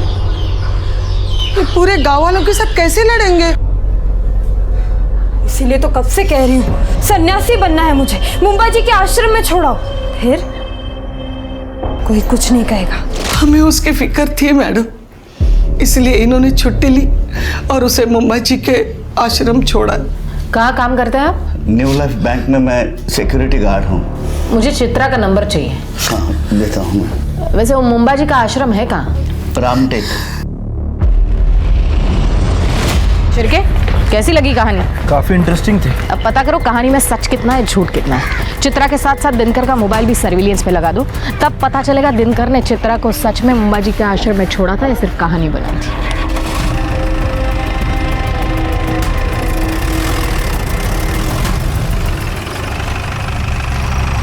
Good morning sir. Good morning. 2 PM report आ गई है। आपने सही कहा था, लड़की का रेप नहीं हुआ है सर। पहले उसे गोली मारी गई, फिर उसे जलाया गया। मैं जानता था। चित्रा और प्रिया के मोबाइल का क्या हुआ? सर दोनों के फोन अभी तक स्विच ऑफ है। इनफैक्ट दोनों के फोन नागपुर में ही स्विच ऑफ हुए थे। इसका मतलब चित्रा भी आश्रम में नहीं है। और दिनकर की phone location? Sir mobile location के हिसाब से दिनकर ने ही चित्रा को मुंबा जी के आश्रम में छोड़ा था। सर एक्चुअली PM रिपोर्ट में और एक चौंका देने वाली बात है। क्या? विक्टिम के बॉडी में मेल्टेड बुलेट मिली है sir. Melted bullet? Yes. Dinkar bank का सिक्योरिटी गार्ड है, उसके पास राइफल तो होगा ही। ये दिनकर और रुक्मिणी जरूर हमसे कुछ छुपा रहे हैं। एक ही घर की 2 लड़कियां गायब होती हैं और ना मायके वालों को कुछ पड़ी है ना ससुराल वालों को। कहीं ये लाश इन दोनों बहनों में से किसी एक की तो नहीं है? लेकिन अगर हम सही दिशा में जा रहे हैं तो ये दोनों बहनें नागपुर से इतनी दूर मर्डर स्पॉट पर उस खेत में क्या करने गई थी? नहीं, कुछ तो है जो हमसे छूट रहा है। एक काम करो, दिनकर और सावित्री का DNA इस लाश के साथ मैच करो। इन 2 बहनों में से किसी एक का मिलना हमारे लिए बहुत जरूरी है। और शिर्के, तुम मुंबा जी आश्रम हो सकता है वहां कुछ लीड मिल जाए। ठीक है सर।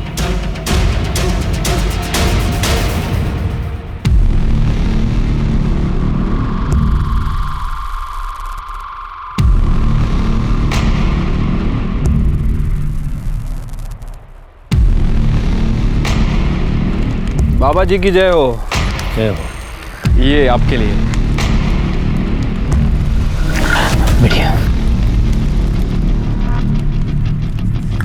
बाबा जी हम चित्रा के मामा मामी हैं। चित्रा अक्सर यहाँ पे आती थी, आपको तो पता ही होगा। बहुत होनहार छात्र थी हमारी। उसे हमेशा कुछ न कुछ नया सीखने की चाहत थी। बहुत मानती थी मुझे। उसे तांत्रिक विद्या सीखनी थी, इसलिए यहाँ आई थी। अच्छा, तो अभी चित्रा कहाँ पे है बाबा जी? पता नहीं बेटा।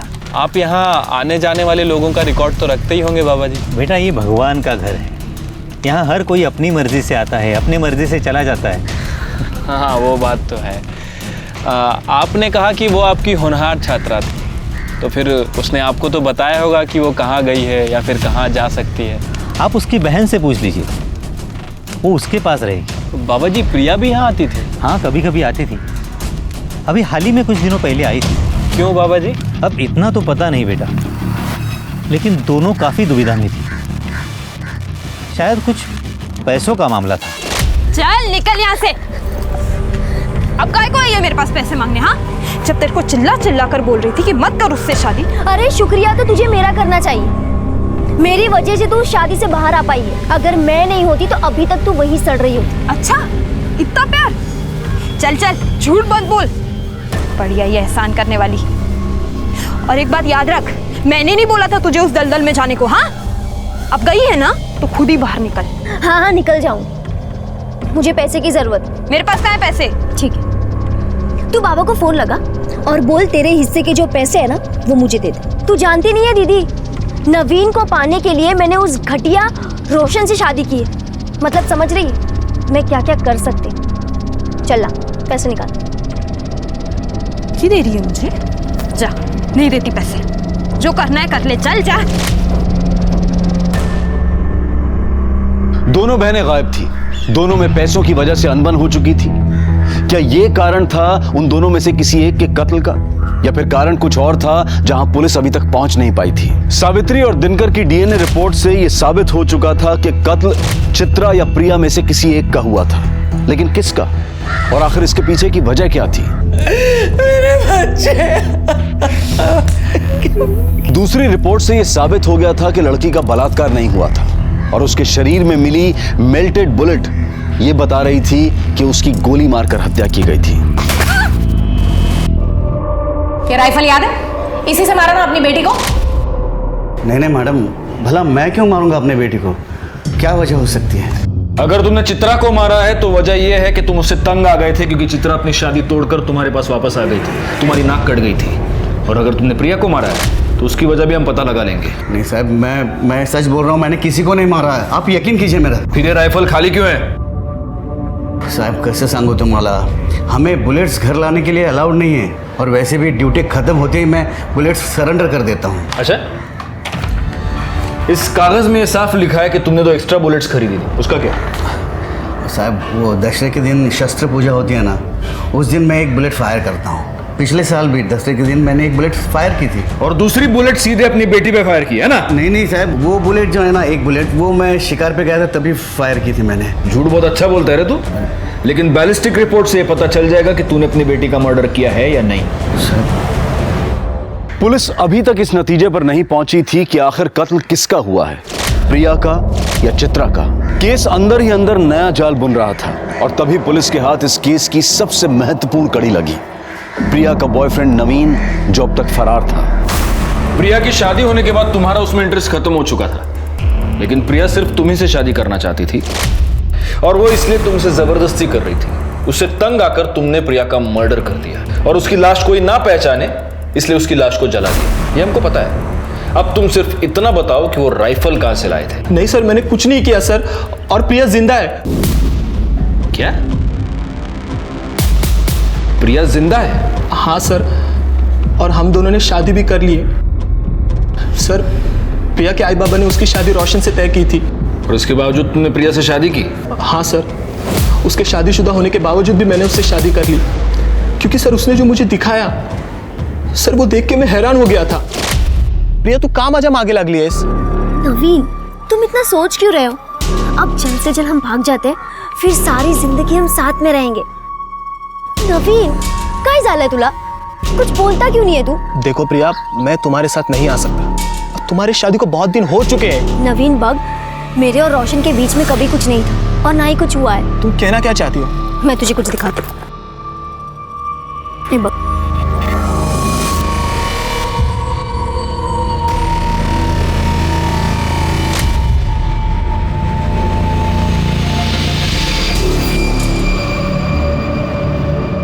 मुझे तो रोशन और उसके बॉयफ्रेंड प्रतीक पर ही शक है। उन दोनों ने मिलकर ही खून किया होगा। हो सकता है गुप्ता मैडम, लेकिन वो राइफल कहां से आया इन दोनों के पास? अगर मर्डर वेपन के बारे में कोई सबूत हमें मिल जाए तब हमारा शक जायज है। सर, इस नवीन का क्या करना है? एक काम करो, नवीन को लेकर उसके गांव वाले घर जाओ, वहां पर प्रिया होगी, उसे कस्टडी में लेना। और एक काम करना, उस घर की तलाशी भी लेना, हो सकता है वहां हमें कोई राइफल मिल जाए।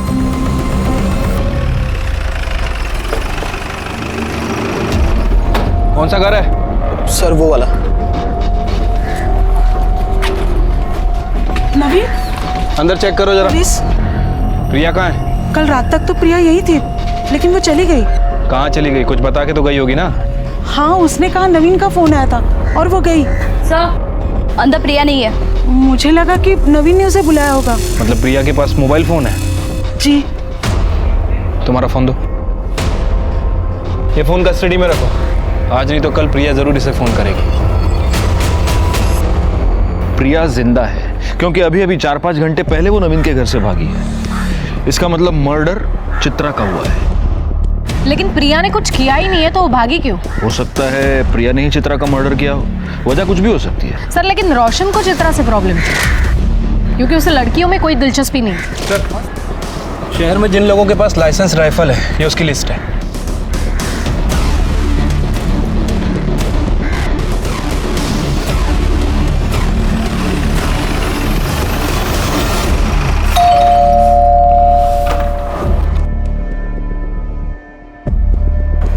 जी?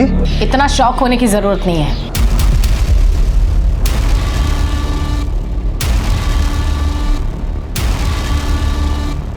तुम्हारे और रोशन के निजी मामलों के बारे में हमें पता चल गया है। मतलब ये कि तुम्हारे पास लाइसेंस राइफल है? हाँ सर। लेकर आओ। अभी लेकर आता हूँ।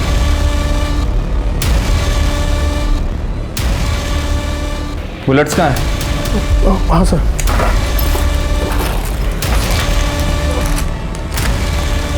इसमें तो सिर्फ 2 ही बुलेट्स हैं। हमारे पास इंफॉर्मेशन है तुम्हारे पास 3 बुलेट्स थी। हाँ हाँ मैडम, वो एक बुलेट मिल नहीं रही है। मिल जाएगी बुलेट भी, और तुम्हारा बयान भी कि खून तुमने किया है। अगर इस राइफल से बुलेट चली है तो बुलेट जरूर मिल जाएगी। तब तक तुम हमारे मेहमान बनो। इस राइफल को बैलिस्टिक रिपोर्ट्स के लिए भेजो।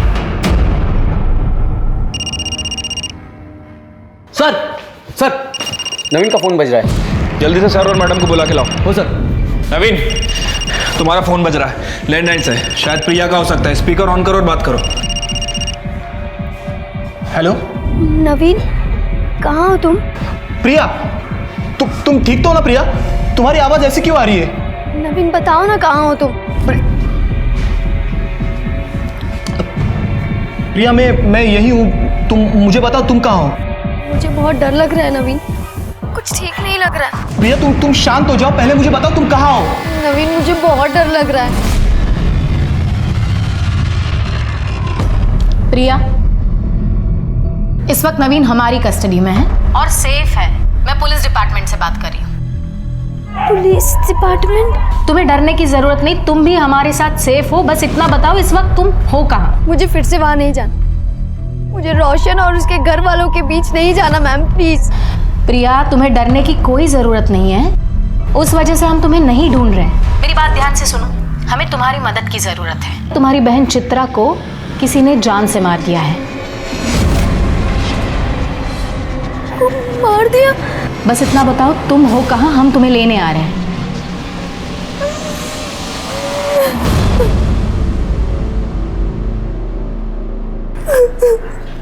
अब हमें बताओ, तुमने चित्रा को क्यों मारा?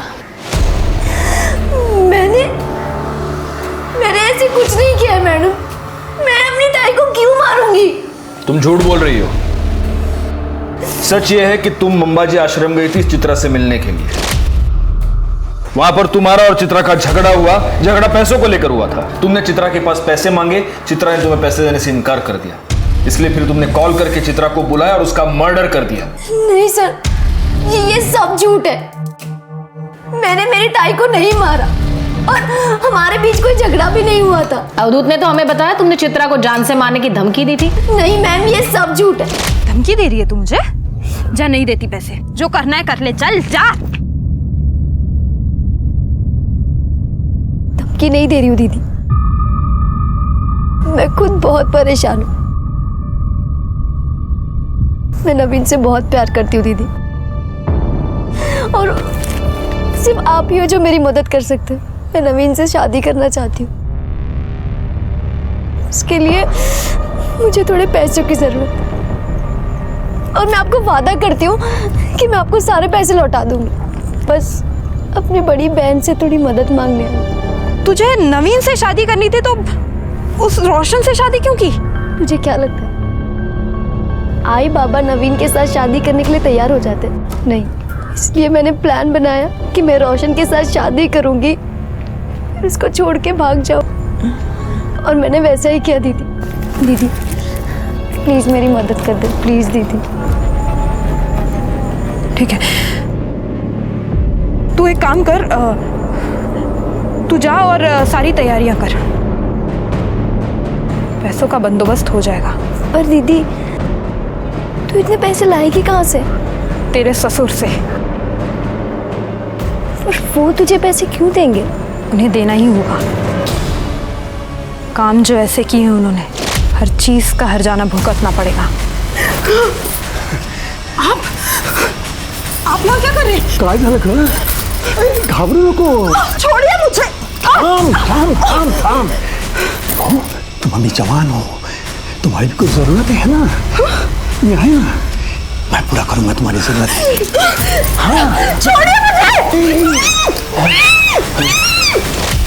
तुमने चित्रा के साथ जबरदस्ती की, बाद में चित्रा ने तुम्हें ब्लैकमेल करना शुरू किया, तुमसे पैसे मांगने शुरू किए, और इसलिए तुमने उसका मर्डर कर दिया। देखो, सच सच बता दो, वरना शिरके और भी तरीके जानता है मुंह खुलवाने के।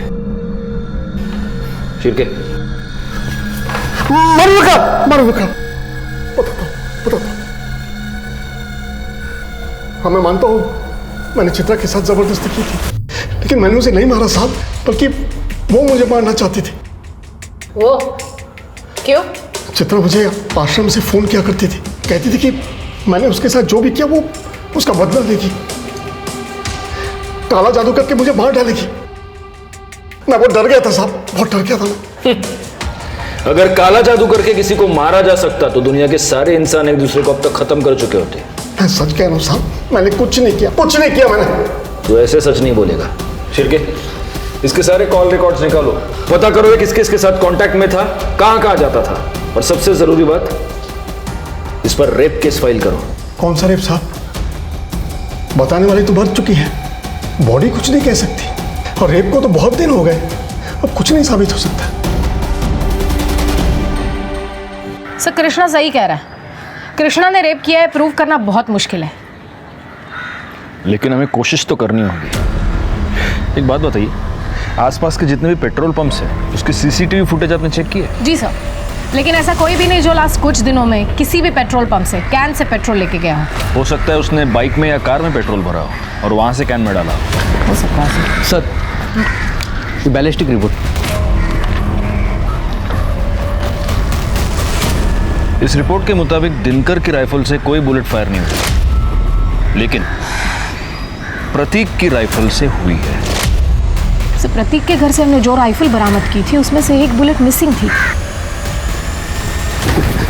क्यों मारा तुमने चित्रा को? वो तो तुम्हें छोड़कर चली गई थी। नहीं सर, मैंने नहीं मारा चित्रा को। तो फिर प्रतीक ने मारा होगा, क्योंकि गोली तो तुम्हारी राइफल से चली थी। नहीं मैडम, मुझे उस बारे में कुछ भी नहीं पता। उस रात तुम दोनों साथ थे ना? हाँ सर, पर हम लोग जल्दी सो गए थे। झूठ बोल रहे हो तुम, क्योंकि चित्रा की डेड बॉडी में जो मेल्टेड बुलेट मिली है वो तुम्हारी बुलेट से मैच करती है। हो सकता है तुम दोनों ने मिलकर उसका मर्डर किया। ऐसा कुछ भी नहीं है, वो दोनों मुझे छोड़ के चली गई थी, हम दोनों का रास्ता साफ था, हम लोग ऐसा क्यों करेंगे? सर एक मिनट, कुछ बताना है आपको। सर मैंने कृष्णा के कॉल रिकॉर्ड चेक किए थे। सर मुझे लग रहा है कि मुजरिम हमारी आंखों के सामने ही था, लेकिन हम उसे पहचान नहीं पाए। मतलब? सर फोन रिकॉर्ड के हिसाब से आबाजी ने चित्रा को फोन किया था। ये आबाजी कौन है? सर ये आबाजी वही आदमी है जिसने सबसे पहले हमें लाश के बारे में इंफॉर्मेशन दी थी।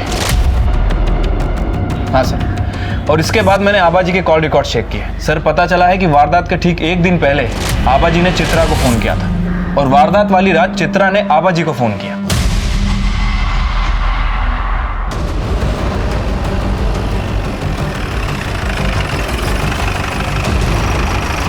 शिर्के, घर की तलाशी लो।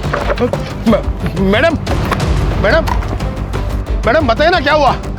क्या हुआ, कब हुआ, कैसे हुआ, सब पता चलेगा तुझे। पकड़ून ठेवायला। अरे मैडम माझं ऐका ना।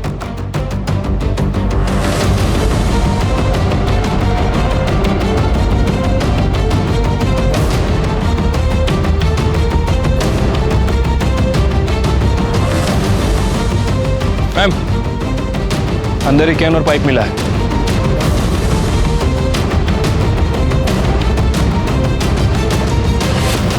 मैंने चित्रा को नहीं मारा साहब। मैं उसे क्यों मारूंगा? वो मुझे जानती तक नहीं थी। वो तुम्हें जानती नहीं थी, लेकिन फिर भी तुम उसको फोन करते थे। मर्डर के एक दिन पहले तुमने चित्रा को फोन किया था। मर्डर वाले दिन चित्रा ने तुम्हें फोन किया था, कृष्णा ने भी तुम्हें फोन किया था। यह सब इत्तेफाक है। इतना ही नहीं, मर्डर वाले दिन तूने अपनी बाइक में पेट्रोल भरवाया, और वो भी फुल टैंक। सीसीटीवी फुटेज में दिख रहा है पेट्रोल पंप की। अगले दिन तूने फिर पेट्रोल भरवाया, और उस दिन तो तू गांव से बाहर भी नहीं गया। 10 लीटर पेट्रोल पी गई तेरी बाइक। हाँ, ये ऐसे नहीं बोलेगा। रिका में सर क्या कृष्णा लगे उन्हें? साहब इन्होंने मुझे फोन नहीं किया था। झूठ मत बोलो, हमारे पास सबूत है कि इसने तुम्हें फोन किया था। आबाजी ने खुद बताया कि उन्होंने तुम्हें फोन करके बताया चित्रा वहां पर पहुंच चुकी है, तुम भी पहुंच जाना। तुम वहां पर पहुंचे और चित्रा का खून किया। खोटे थे, झूठ है साहब। तो सच क्या है? जब से वो चित्रा मुझे धमकी देने लगी है, मैं तो घर से बाहर भी नहीं निकला। मेरा फोन भी रुक्मिणी के पास था। झूठ मत बोलो। मतलब तुमने फोन कृष्णा को नहीं, रुक्मिणी को किया था? मेरे पास चित्रा को मारने के अलावा कोई रास्ता नहीं था। मेरे पति को बचाने के लिए मुझे ये करना पड़ा। इनकी जान को खतरा था चित्रा से। क्या हुआ आपको? चलो चलो ऊपर बैठिए, ऊपर बैठिए। ये क्या हो गया, क्या हो गया आपको? क्या हुआ, क्या मुझे बताइए। चित्रा ने जादू टोना किया मुझ पर। क्या हुआ? हुआ? क्या हुआ? वो काला काला जादू जानती है, छोड़ेगी नहीं मुझे। चलिए मत, सब ठीक कर दूंगी। इन्हें जरूर कुछ हुआ है, मुझे डर है कहीं ये पागल ना हो जाए। मुझे पता है ये सब उस चित्रा का किया धरा है। आप उसे कह दीजिए, उसे जितने पैसे चाहिए ना हम देने के लिए तैयार हैं, लेकिन इन्हें कुछ नहीं होना चाहिए। देखो चित्रा, रुक्मिणी जी तुम्हें जितने पैसे चाहिए उतने देने के लिए तैयार है, लेकिन इसके आगे तुम कृष्णा जी को कभी परेशान नहीं करोगी, ना उनसे मिलोगी ना उनको फोन करोगी। ठीक है। चित्रा ने मुझे फोन किया था, क्यों आ रही है? अरे तुम आ गई बेटी, आओ। नमस्कार काका। नमस्कार नमस्कार। पैसों का इंतजाम हो गया है, वो पैसे लेके आते होंगे, तुम बैठो ना, बैठो। वो आ गई है, तुम लोग जल्दी आओ। हाँ ठीक है। मैं रोशन के कमरे में गई, मैंने देखा रोशन और प्रतीक गहरी नींद में थे। मैंने प्रतीक की जेब से उसके घर की चाबी निकाली और चुपचाप वहाँ से चली गई। बाहर मनोहर मेरा इंतजार कर रहा था, उसके साथ उसका एक दोस्त भी था। मनोहर ने अजय को पैसों का लालच देके इस काम में शामिल कर लिया था। वो देखो सामने बैठिए, सामने। चलो चलो चलो, पकड़ उसे। कौन हो तुम लोग? बंदूक? अरे चलो जाओ। प्रतीक की बंदूक लेके हम वहाँ पहुँचे और चित्रा कुछ जान पाए उसके पहले ही उसका मुंह बंद कर दिया और उसे बचाओ! अबे रुक, पकड़ उसे, रुक। गोली की आवाज आबाजी के लिए इशारा था। ये पेट्रोल लेके खेत में पहुंचे। चित्रा का मर्डर भले ही रुक्मिणी ने करवाया था, लेकिन इसके पीछे की सोच हमारे रूढ़िवादी समाज से आती है। रुक्मिणी ने अपने बेटे की होमोसेक्सुअलिटी को छुपाने के लिए उसकी जबरदस्ती शादी करवाई, अपने घर में अपने ही बेटे और अपने पति द्वारा उस पर अत्याचार होने दिया और चुप रही। और जब चित्रा बागी हो गई तो उसे मरवा दिया। गलती चित्रा की भी थी, जिसने सब कुछ चुपचाप सहा और गलत तरीके से कृष्णा से बदला लेने की कोशिश की और अपनी जान गंवा बैठी। ये बात याद रखना बहुत जरूरी है कि बुराई से बुराई पर जीत नामुमकिन है। इंसाफ की लड़ाई सिर्फ और सिर्फ सच से जीती जा सकती है। अब मैं अनूप सोनी आपसे विदा लेता हूं, फिर मुलाकात होगी क्राइम पेट्रोल सतर्क के ब्लैक हेडलाइंस अध्याय में एक और नए केस के साथ। और याद रखें, क्राइम और आपके बीच में सिर्फ इतना फर्क है कि आप कितने सतर्क हैं। सतर्क रहें, सुरक्षित रहें। जय हिंद। इस तरह के और भी एपिसोड देखने के लिए हमारे चैनल को सब्सक्राइब करें और बेल आइकन दबाना ना भूलें।